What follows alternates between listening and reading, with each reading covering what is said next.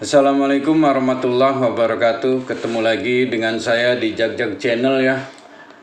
Untuk hari ini kita akan mengulas beberapa saham dan IHSG ya teman-teman.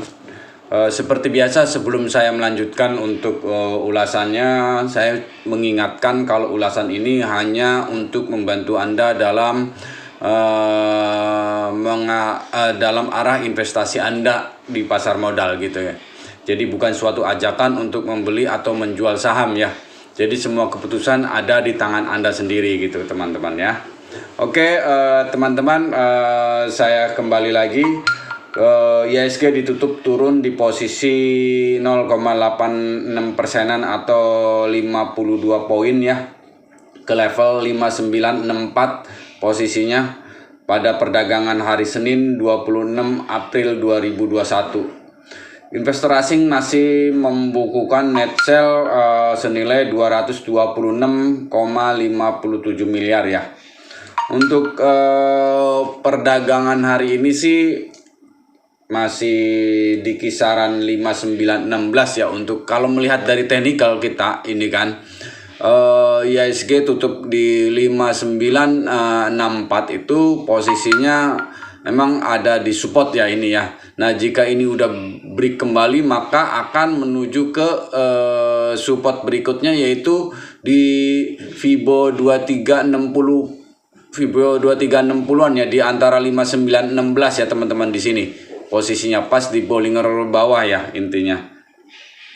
Jadi kalau melihat dari perdagangan kemarin IHSG tutup minus 52 gitu kan di 5964, maka kemungkinan sih hari ini masih akan turun ya, menguji level di 5916an kembali gitu kan, karena melihat dari regional pun emang tipis kalau regional ya turunnya ya, nggak begitu banyak gitu kan. Dan keduanya masih belum ada sentimen positif untuk di kita juga gitu kan, di dalam negerinya gitu kan.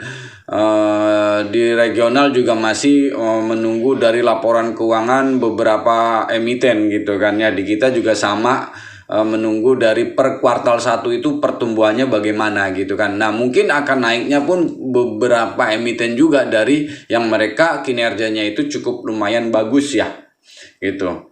Kalau saya lihat sih di sini untuk beberapa saham yang saya perhatikan gitu kan, itu posisinya kayak MBSS itu ada kemungkinan MBSS ya di sini.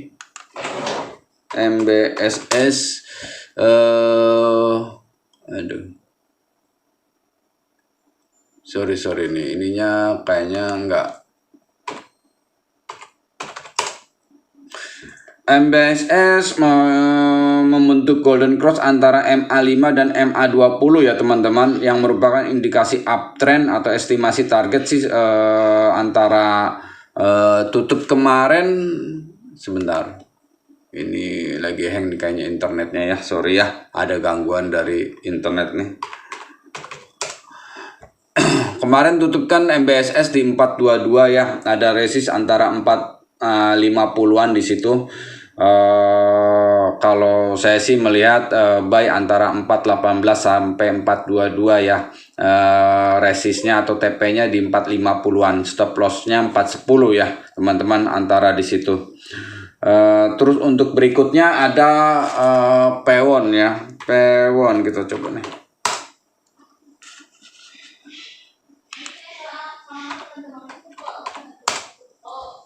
Aduh, nggak bisa juga. Pewon tadi masih bagus nih jaringan, ada lagi kacau nih jaringannya nih, sorry ya teman-teman ya, sorry nih, aduh. Untuk Pewon pun kita ini aja ya, kita nggak bisa lihat ininya nih teman-teman, lagi kayaknya ada gangguan untuk internetnya ya, sorry ya untuk jaringannya. Untuk Taiwan berhasil tutup di posisi 525 gitu kan. Jika dia berhasil tutup di atas resist 515-nya di EMA 10-nya gitu kan, dan ditutup di Bollinger tengahnya. Jika hari ini berhasil break gitu kan untuk di 530, maka dia akan menuju resist berikutnya yaitu ke MA50-nya yaitu di 550 ya. Spekulasi buy sih antara 515 sampai 525 ya teman-teman, cut loss di antara 510, TP-nya 550 ya untuk P1 ya. Gitu. Terus untuk berikutnya ada Adaro tutup di 1210, berhasil mempertahankan di MA25-nya. Jadi jika break 1225, Adaro bisa ke 1280-an ya.